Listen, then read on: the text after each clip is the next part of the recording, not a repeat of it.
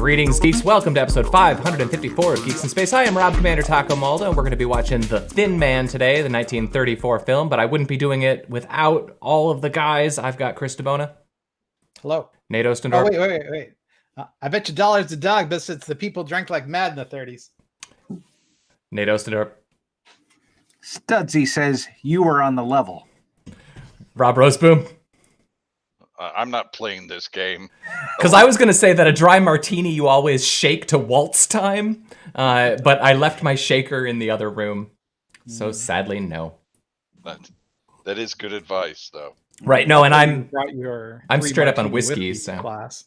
Yeah. So I'll say there was as much drinking as I expected in this movie. Unfortunately, there wasn't as much smoking as I anticipated. That's true. Yeah, that's true. Yeah.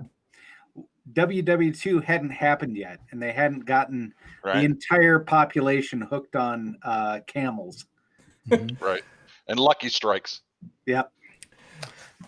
So, okay, I knew almost nothing about this movie. I knew that there were several of them. I found out that the Thin Man is not the detective in this movie, but he's the different dude, but nobody remembers that part.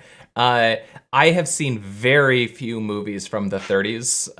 It is anything black and white is like my black hole for movies. But I've seen the AFI list, and that's not too much more than that.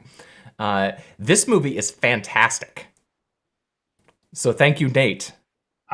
I watched it with my my two older kids, and they really enjoyed this movie. Like, they had a lot to say. I think part of it was just seeing how life was a bit different 86 years ago.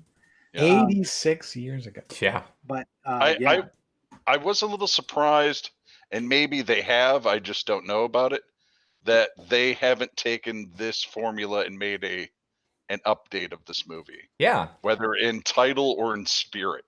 Mm-hmm. I'm sure they must have.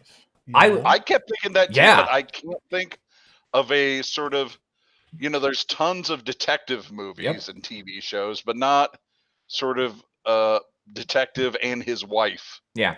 Who And happens to be rich or whatever. And not just his wife, their charisma, their banter together is as good as any coupling character that you see in a movie. Like, they are just sharp and at each other and playing little pranks on each other and being tools to each other.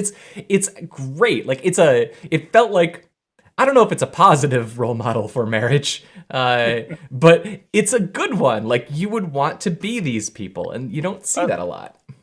Yeah, I don't know. I think it's undeniable that these two love each other, right? I mean, they may not be a conventional sort of love, but they make it work together. I couldn't help but, while watching this whole thing, though, think about what things would be changed. Yeah. In the remake, and what things would be better in a remake and what things would be worse.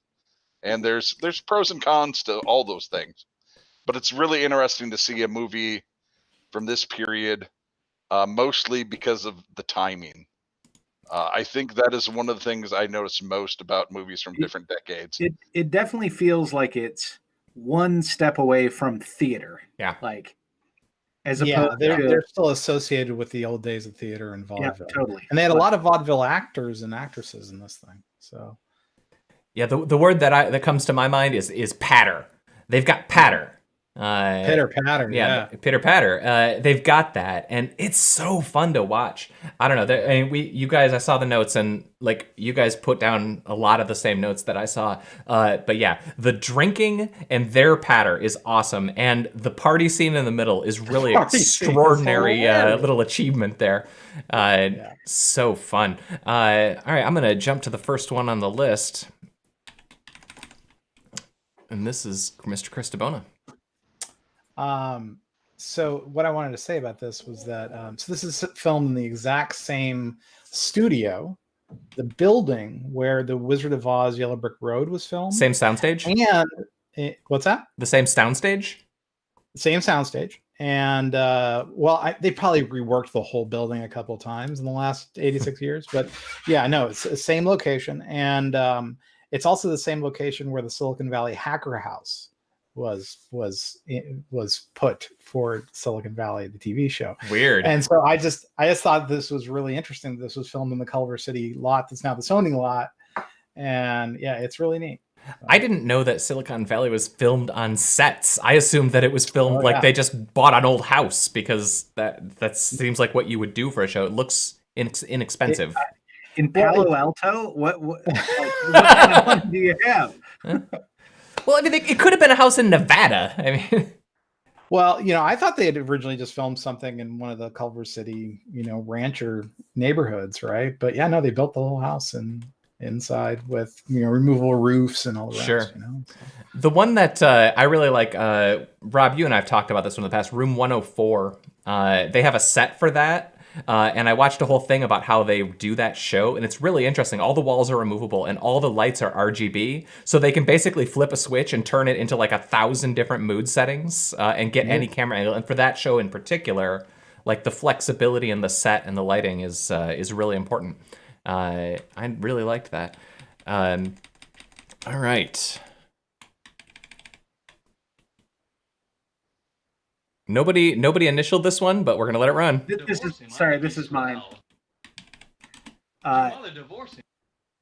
Yeah, your mother divorced him. I think he's swell.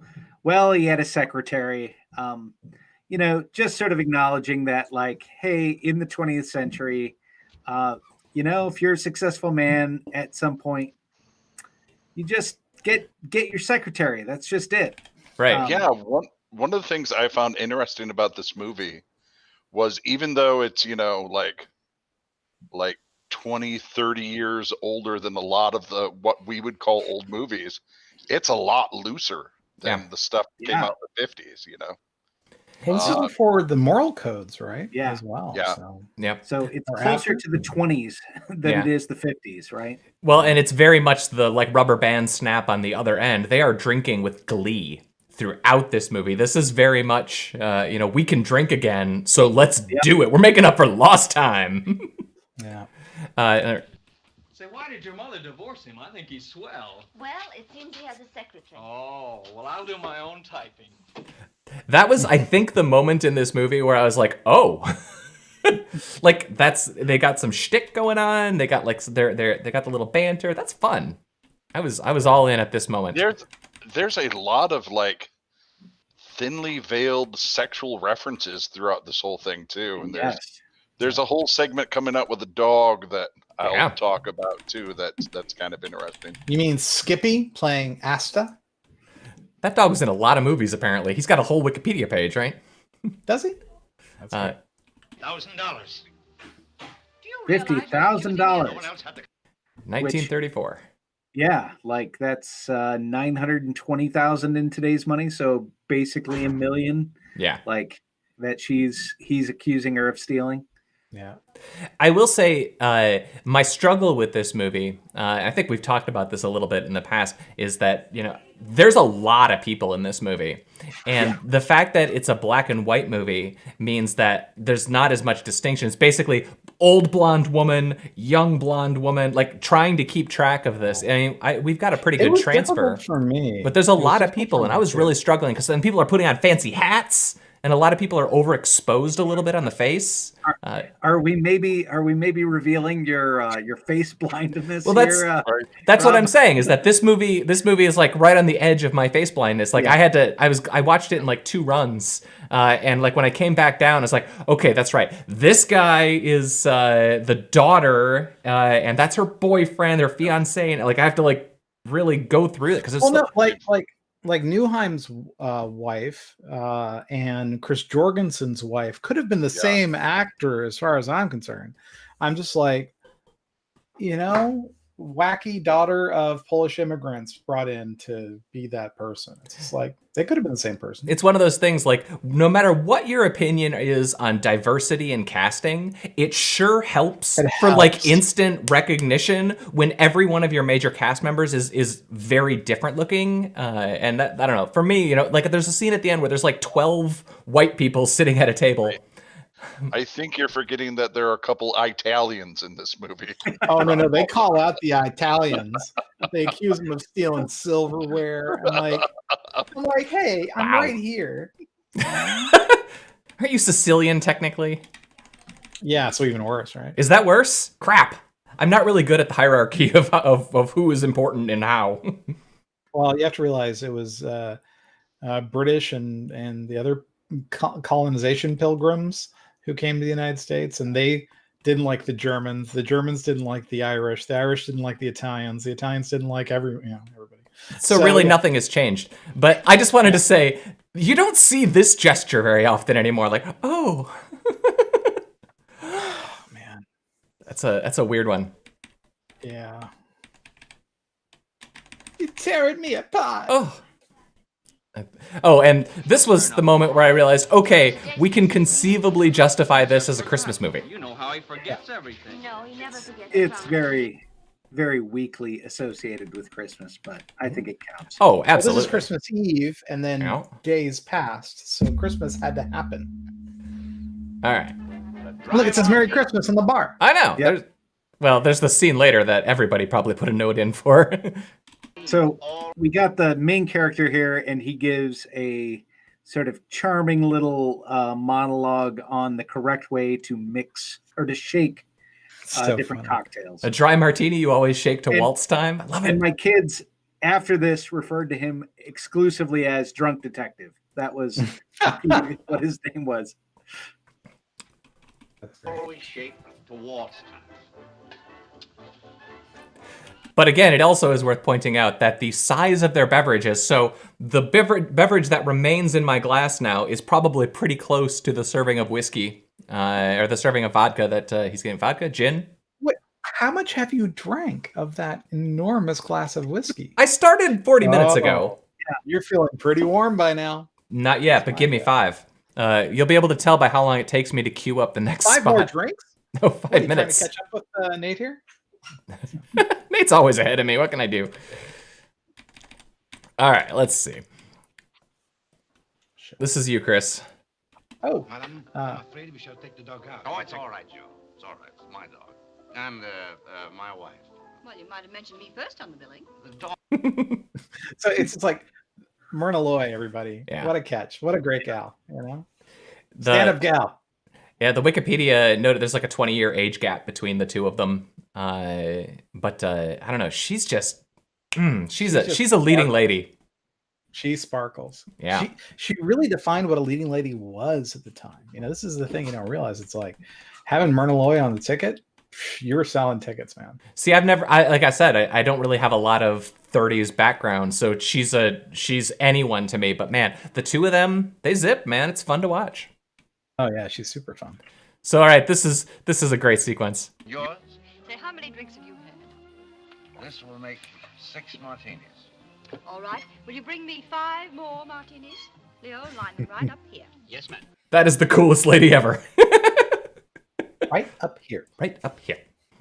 And like it kind of took me a few minutes to like figure out their whole deal that like she's the sugar mama here, I think, in their relationship, and but he's just charming but they like each other. I don't know, man. Yeah, it's really sweet. It's nice to see that, you know, and in a way that like felt real to me. Maybe it's because Kat and I bicker all the time, and so it just feels real. Oh, what's funny about this, and then the next scene, it's such good timing Yep. and editing for 1934. And they're Yeah. like, next scene, boom, she's got a headache, and she's Yep. like, "What happened?" You know? But he's nice. He brings her that weird hot bag or cold bag. I don't know what he's putting on her head. Probably a cold bag. I would assume. I don't know how you fixed hangovers back then. It's probably different. They probably had like an herb. Hair of the dog. Okay, so you got to let this play for 6 seconds. It's all right. Thank you for calling. Goodbye. What is it? What is it? Nothing. That isn't true. It's something about your father. Where Okay, you can is he? stop. So what I wanted to say was that I have to tell you, I think Mimi is the worst actor Mhm. in this show. But she's like, "What is it? What is it? What is it?" It's like somebody told her, "Okay, you're an actor. Actors do wacky things with their hands to show their motivations, you know." And I'm just like, and Although so she's this like, is "Acting's in the hands. Acting is in the hands. that's Acting is in the very hands." typical Yeah, of of that time. what actors would do at that time. So Yeah, for totally. sure. 'Cause again, Especially in support theater- cast. in the theater, like you act with your body because people Okay. like need to watch it from a distance. So here is my favorite character in this whole movie, Gilbert. and one that I think is tragically underused. Yeah. I mean, yeah, he shows up and has some fantastic lines, but they're always so subtle Yeah. that it makes me feel bad for the gems he gets to deliver. I love this guy. I was expecting that he would turn out to be the killer because he was so weird. Like, it just seemed like he had to be the killer. He's just a budding criminologist. He is studying the modes of human criminal behavior. Of course, what's an extension for? That's right, Gilbert.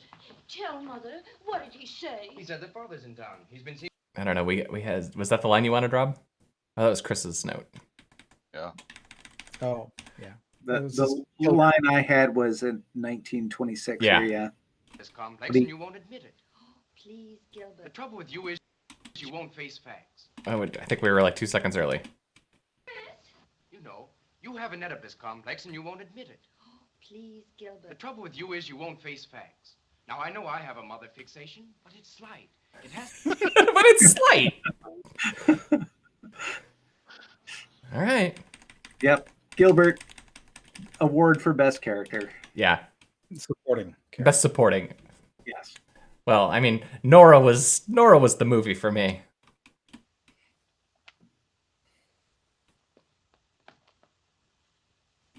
Do we want to watch the whole thing? I think I maybe had the time code a little bit off here. Well, but she finds the body. yeah. And I just kind of wanted to like there were some things about the sort of murder reveal. Like, yeah, you have some pretty bad blood work there. Yeah. And yeah, I don't know. It's stage acting. Yeah. Oh, and then there's that. Yep.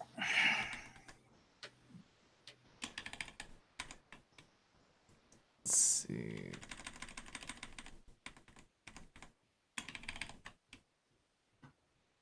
Well, what? Telephone me today. Okay. Did. So I just want you to keep in mind this incredible cop, right? In the next stop that I think Nate put in or someone put in, you get a really good view of this guy. So just go to the next timestamp. 2618. There you go. I mean, look at that guy's head. Have you ever seen a more like cop looking guy? So I was like, you know, he's a palooka. He would have to be played by like Josh Brolin or Dave Bautista today. Look at that head, man. He's probably related to Brolin. His stage name is Slate Meatback or something like that. You know? And then Gilbert just can't get enough of him. Like Right there, 2650. Gilbert. Maybe it's When I put on 2640. see the Oh, body, it is. I've never seen a There dead it is. body. Why do you I want? love Well, that. I've been studying psychopathic criminology, and I have a theory. Perhaps this was the work of a sadist or a paranoiac. So I'm gonna pause this because I don't want us to run for too so long good. and get another strike. But this whole sequence, this and good. and Nora's bit with the 6 martini glasses were probably my 2 favorites. I saw it, I might be able to tell. Yeah, that's a good idea. But don't you bother to come down. We'll bring the body right up to you. The cop's like, weirdo. I love the guy. The second cop won't turn his back on him. That's Yep. fantastic. Yep. Yeah. Again, it's the support moments, the chemistry between Nick and Nora, and the little support moments. But this was one of the scenes to me where I thought if they did a remake of this guy would just be way over the top, right? If they were to do this now, Gilbert would be. There would be no question that he's a lunatic. you Yeah. know? Like they Well, have him be played by torturing animals Crispin or Glover something. or something. Yeah, Right. you'd cast like a Sacha Baron Cohen or something, like somebody Right. who's just notorious for being wacky. No, Crispin Glover as Gilbert. Ooh. All right, so there's no name here, but this is just the beginning of the Christmas party, and I mean, this whole sequence, like 15 minutes long, is just really charming, and if you changed the costume and the set a little bit, could almost drop this into a modern, like, farcey kind of movie. Farcey, like a farce, not So like in the language of Farsi. Iranian, Yeah, not that. Persian. Old times, Nick. Remember the fun we used to have when we were both flat broke? Oh, don't I? Those were the good old days. Okay. But they just pour the liquor, like And there's like, And people are getting very- hammered. it's very vaudeville. There's just, like, I don't know, 40, 50 jokes, all rapid, all sort of like delivered as almost like they're thrown away, because that was the comedy styling back then, Yeah, it reminds me of the Marx Brothers sort of thing, right? Where, there's going to be 7 jokes. You're not going to hear 3 of them because you're probably laughing. And then the rest of them are just going to be coming so fast. They don't all land, but man, I really enjoyed this whole sequence. Bother to announce anyone. Just send them all up. Oh, I know. It's quite all right. They're all his friends. They're So all his the friends. point of that phone call was to open the door for all kinds of randos, like the journalists, the other suspects, and it culminates in the mobster's visit that night, So it's just like, I love that they just had this, oh yes, just let anybody up. Don't even bother to call. And I'm like, oh, what's going to happen, so. Shenanigans, Chris. Shenanigans. I admire a good shenanigan. That's true. So you're fine here, because this movie's got a few of them. 3757. Good. I want to talk to you. Jolly. Wouldn't you like to do a little detecting once in a while just for fun? So my note in this sequence, they're sleeping in separate beds, and I didn't actually put the note, but in the previous sequence, they took one of the party guests into the bathroom, and they never showed the toilet. And it's just weird to see the old movie conventions, like you didn't show toilets, you didn't show people in the same bed. Even later, there's a sequence with the two of them, and they've got train beds stacked. Like, you couldn't even imply a double bed.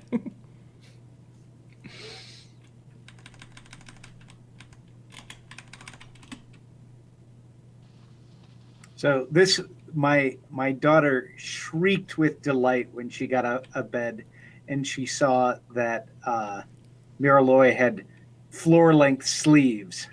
She was like, "Oh, those sleeves!" So I just want to point out That's ridiculous really 30s fashion, like, of the aristocracy.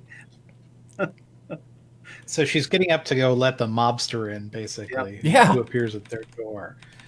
So he comes in and he's like, I just want to tell you my side of things, Morelli. And so go ahead and hit play. Well, you got to go back over here. Go back to the scotch before he... Okay. Right. So what happens here is it's the police, because they've been watching the apartment, right? So hit play. What's that? I don't know. That makes this your party. Open up, police. Why, you two-timing? Oh! Whack! I couldn't believe he hit her. Yeah. I was like, dude, that was legit surprising to me. So A lot of the banter in that scene was really funny too, but like, there's a lot of weird gun stuff in this. Like, guns are like just an extension of people's fingers. Yep. yeah.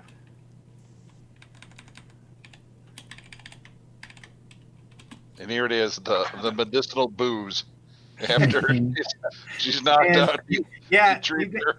you clearly got a concussion that cost you unconsciousness. Yeah. What you need is a bunch of booze right now. It's liquor.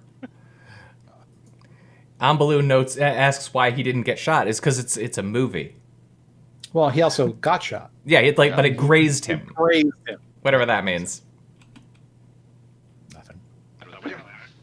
Hey, all right? You darn fool, you didn't have to knock me out. I knew you'd take him, but I wanted to see you do it. Again, you punched me out, but I was just mad because I didn't get to watch you punch him out. So supportive.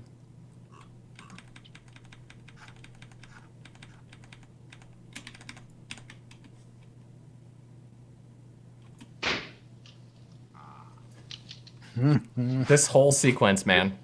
Yeah, this part my kids were really enamored with. The fact that he was shooting at his own Christmas tree with a BB gun. This part right here, where he does use his legs as a tripod. You should hit pause. You don't want to get struck. But yeah, no, my wife was like, "This is the scene. This is the scene." And I was like, "Wow."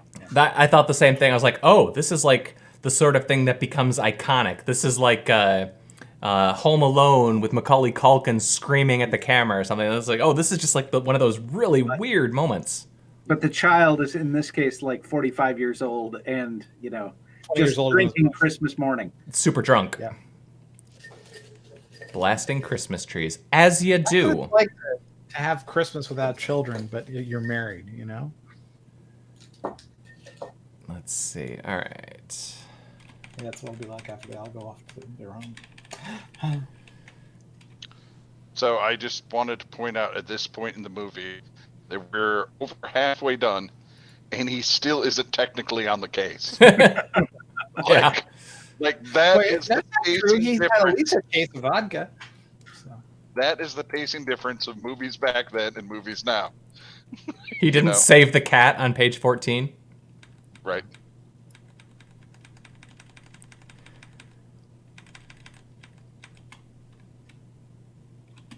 Who's your candidate? Well, I haven't gotten that far yet. But I don't think that everything points to Wyman. What about your alibis? Oh, they're Okay. all okay. This may be a little weird, but this is my favorite sequence in the movie. Because what happens here is they're going for a walk, and very, very subtly, what is happening is the dog is pissing on everything it comes by. There's actually a point here where they're walking, and the camera pans down, so you can see that there's a fire hydrant, because they've already showed you the mailbox, the tree, and the pole that the dog is pissed on. But because it's this time, you never see the dog do anything. It's just implied. Yep. And I thought this must have been hilarious to those people back then. You know? He is smoking. Yeah. That's true. They're smoking at this part. The other thing is my kids were really like enamored with the sound effect noises. Like at one point there is an old car horn, like Aruga, Aruga, and my kids are like, was that our car?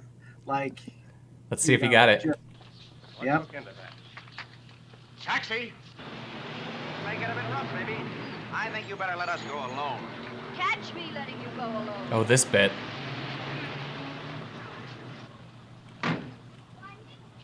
Grant's tomb. Wow. Ditch and Myrna. Yep. Not okay, man. Yeah, you can't do that, but that's funny. It was. But again, their relationship, it's strong enough. It can Makes withstand. me want to try that sometime. You know, see if that really works. throwing your wife in a cab and Just get an Uber and be like, "Oh, I'll be right back," you know, or whatever, and say, "Go, take her." Mystery Uber. Where's it going? I'm tipping you. Grant's tomb. Grant's tomb. I didn't mean you, mister. Come on, she can't hear you now. Who is I that? think I missed the time code on this one. This was mine. He, at one point, they've roughed him up and they, say to Nick, "You want to take a poke at him?" Meaning, like, you want to beat him up a little bit. That's just what we do with the witness. Yeah. Rough him up. Especially an ethnic the witness. The ethnics. Crooks that are stool pigeons. And if I did like crooks that are stool pigeons, I still wouldn't like you. I like that bit. I don't like crooks, and if I did like crooks, I wouldn't like crooks that are stool pigeons. And if I did like crooks that are stool pigeons, I still wouldn't like you. It's a lot. Yeah. Yeah. Think how should I know if his underwear's embroidered? What? Oh, I thought it was a silly line. There's a lot of those. They're just throwaways, man. The movie's just full of them. All right, we're jumping minute 50. All right, 1 hour 50 here. The movie is just about done, and finally, the person who the movie wants you to believe is the killer is finally named as the killer. With only 30 minutes left in the movie, finally, here we are. The premise. Right? I wish they'd stop that. Gives me... All right, I lost my page here. There we go. So yeah, I seriously had no idea who the killer was the whole time. I was just like, you're just gonna pick somebody at the end. It's gonna be that kind of movie, like an Agatha Christie sort of thing, where you're just like, all right, at the end, all right, these are the 3 clues that mattered. It kind of reminded me, to a certain extent, of the last movie that I saw in a movie theater before the world ended, which, Nate, I believe I saw with you. It was Knives Out. Knives Out. Knives Out was part of why my kids wanted to see this movie, because they had just seen Knives Out and they were like, "Oh, we love murder mystery movies." Have you given them Clue yet? I'm not sure Clue's going to age very well. We'll see. It's love difficult. Love me some Leslie Ann Moore. Honestly, this dog. Yeah. I just wanted to point out what a great dog. He's a good doggy. He's a good doggy who finds the bud. You found the bud, didn't you? Good dog. All right. And there's not a lot of cinematography in this movie, but I feel like when they get off of like straight shot, like sitcom framing on sets, and they start, doing stuff in the dark, then they actually get some nice shots. So this is one where like it's well framed, like there's light and dark. There's another one at 7:20 that I was just like, hey, like, when he was sitting at the desk or doing a little noir. At the desk, and the only light, and it's off center. I'm like, okay, like, you know how to do it. There was a shot, and I didn't mark it down, but there was one shot where there were 3 people standing in frame, and it was just weird to see that because it's a shot that you wouldn't see because it's a 4:3 aspect ratio, and you just don't put 3 full bodies like 3 standing people in a 4:3 aspect ratio shot. You shoot them, waist up, or you can do that in widescreen even, but in 4:3 you can't. And it doesn't look like a sitcom, because sitcoms know better than that. Sitcoms, like they pull the camera back, they get the rooms when they need to get a lot of people. I don't know. You're right. This is definitely when does Citizen Kane come out and somebody figured out how to use depth of field correctly? Yeah. All right, is this me? Oh, this is just Nate's nice lights shot. Jump in.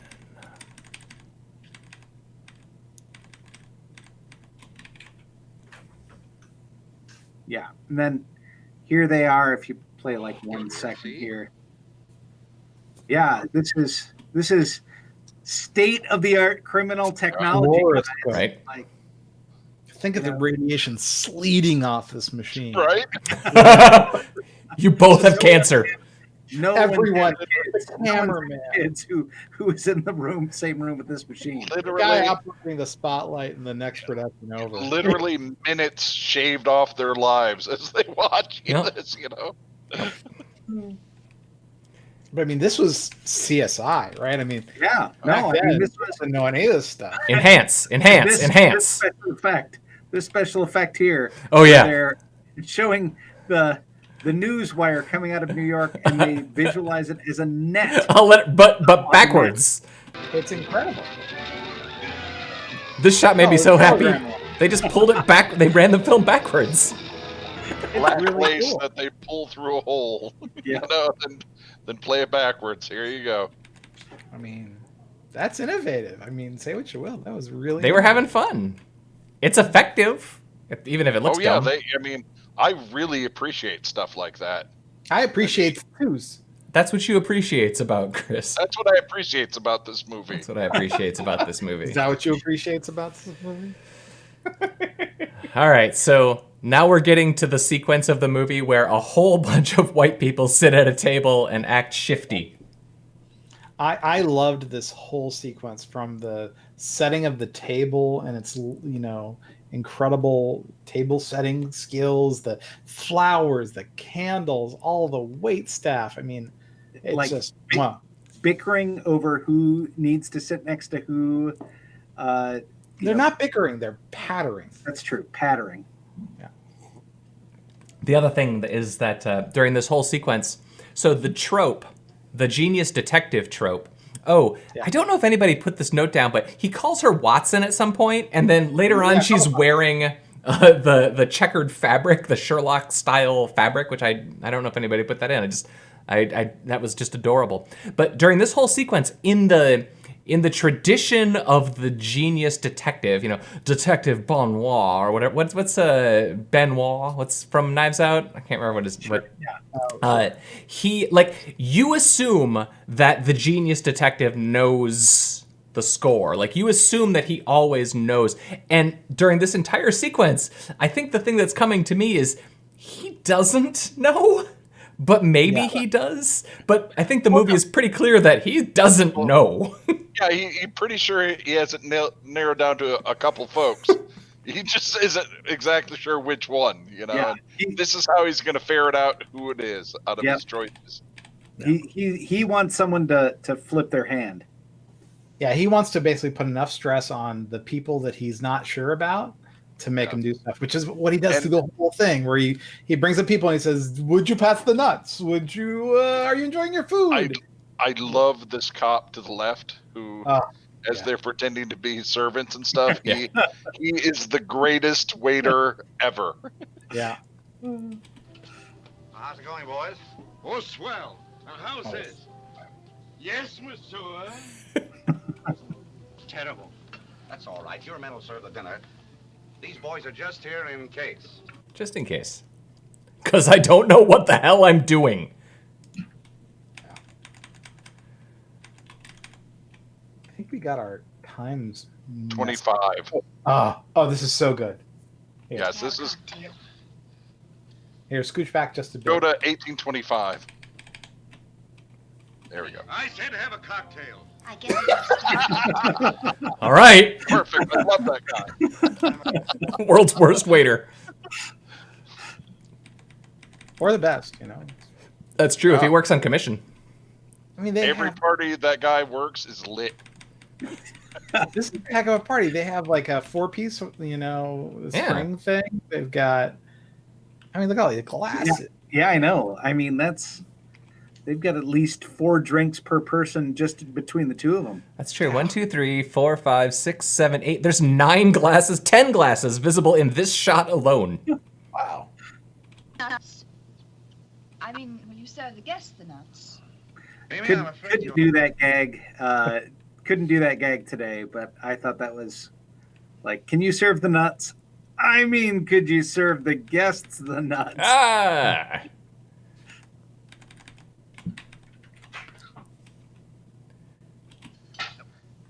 Oh, I'm so sorry. Because he was called Want some wine? Tanner. And he goes, ah! It's the shit-eating grin. I think that makes that's just like, that's what makes every one of his things funny to me. And I like that everyone who he meets in the criminal underworld knows him and likes him, even though he, worked in some case where they went to prison. They're just like, hey! It's a reoccurring gag that he meets people he's put in prison. Yeah. They're like, oh, you're just doing your job. Yeah. You wouldn't have caught me if I just, something or other. If that knife's missing, I'll look for it in your bag. That was just my pointing out the casual suspicion of the Italian. My countrymen, we weren't allowed near nice silverware. Okay. I'm sorry, man. You can use my nice silverware, but my silverware isn't very nice. Mostly I get it from like McDonald's and stuff and just keep it in the bags, the plastic stuff. Oh, the Scottish restaurant. But even our astute friend Gill thought that Wynant was alive and that he was the murderer. You can skip that. Where's my infinity gauntlet? And look at this guy. He's a monster. He's huge. He does have a Josh Brolin vibe. But, he clearly owns a tuxedo. I guess we just leap past Gotta watch this part. I'll be a monkey's uncle. Hit it. Monkey's uncle. But Nicky, he might have killed you. Scooch back a What's the little. matter, you? What's funny about it What is, to do? Wrap him up in cellophane? Get in there. What's the matter with you? and then cut, I can't believe it. Well, I'll be a monkey's uncle. and it's like they would push him. It was obviously filmed at like a whole different place, probably on a different set altogether. But it's still enjoyable, but it's just weird, man. So And this whole sequence was really weird. yeah, you mean on the private car? It's 1 o'clock. Yeah. No, baby, it's 11 o'clock. Oh, it is not. It's 1 o'clock. I set my watch ahead. Yeah, you said you want. Because they argue about time zones. It's like a bit. Yeah, and that's how they wrap it up. Yeah. It's like, well, that's how you're gonna go out. All right. You could have gone out on a monkey's uncle. They've solved the murder. They've lived through what would be a very traumatic experience for anyone, and they're still bantering. He was literally shot. and just drunk, and in this case on a train, which is probably nicer than most of the hotel rooms I've ever stayed in. Right. Right. Because they actually then show the sleeping car that they're in, right? And it has like the vertical beds, and of course the dog's gonna sleep with Dad. Well, I thought the bit was they put him up there so they'd have sex, Rob. Yeah. Oh, I thought he was gonna sleep up there with the dog. No, like they threw him up there, and then he's like going down there. Like this debunks your couples can't sleep in the same bed. They don't show it, but like that was what I caught from the final scene too. I buy it. Yep. And then, of course, it ends in the way that all old movies do, without 7 minutes of credits and a Sting trailer at the end for the next Avengers movie. Starring Guild, Just that poor lion they enslaved. This was extraordinarily fun. There are not a lot of movies from this era that I enjoy like this. Like, I enjoy Marx Brothers and stuff, but mostly back in this era, I'm just like, you haven't learned like how to really work your cameras or how like this art form works yet. You're still figuring it out. It's still plays that you're televising. Yeah. But this worked. It's a great movie. It's really fun. It really pointed a direction for Hollywood too on where they would go from here. It's really neat. I guess my challenge would be for the comment poster who somehow managed to make it through the what do we have 41 minutes that we've been recording. I'm trying to think of another movie where a married couple who've clearly been married for several years, not like newlyweds or anything, but like a couple that like has been married for they've probably been married for 5+ years. So the honeymoon period is over, where they like have shenanigan-y, bantery adventures together. I can't think of They didn't one. have children. Yeah, well, children ruin everything, man. Well, they make banter a lot harder because they're very interrupting in the beginning. So. Right. Also, they don't know all the words. That too. So thanks, Nate. You did good. Yeah, really good. Way better than my Christmas pick. But now the real question is, how will Chris DeBona's Christmas pick hold up? So it's not. It spans Christmas. There's snow, and it clearly comes close to the holiday. Is that good enough? Is there a tree? No. A reindeer? Probably. But Should we just watch Gremlins instead? No. What is it? Because we can go with that, or we can go with the other Christmas movie, which I think. So the one I really want us to watch, and I can do it now or I can do it next time, is Headhunters, which is from 2011. And it's an adaptation of a Joe whatever novel, and it's fantastic. And it's all in Norwegian, so it's either dubbed or subtitled, right? And it's probably one of the best movies that was filmed that year. Or more Christmassy and probably more local for y'all is 1996's The Long Kiss Goodnight. Is that Gina Davis? That's Gina Davis. That has a good director too, right? I think Rennie Harlan or something. I thought that had really somebody. So if I were going to pick one, I would probably pick one of those two. Well, it's your week, man. Well, yeah, you can pick what you want. I'm guessing you guys have never seen Headhunters, and I really want you to see it. Never seen Headhunters. All right. I think that's the one we should go with because it's super great. All right. And there are a couple spots we're going to have to skip past pretty fast, lest we show some butt. But yeah. you know, little butt cheek, never hurt anyone. And the stuff around the corner from the butt. Oh, Long Kiss Goodnight is a Shane Black writer movie. Oh, okay. Which means, shouldn't it be Christmas? Isn't every Shane Black movie a Christmas movie? Is it? I didn't know that. Yeah, it's a thing. All right, Headhunters. It might be. Is that their latest movie we've seen, or was the? I'm trying to think. The other Norwegian movie. Rare Exports? Yeah, Rare Exports. That was Finnish, I thought. That was Finnish. Yeah. I think this is newer than Rare Exports. I can't remember what year. I think Rare Exports 2012, 2011. They're the same time. Contemporaneous, practically. 2010. Yeah. Okay. All right. Well, I'm going to press the goodbye button, but first I'm going to say goodbye to Chris DeBona, Nate Ostendorp, Rob Roseboom.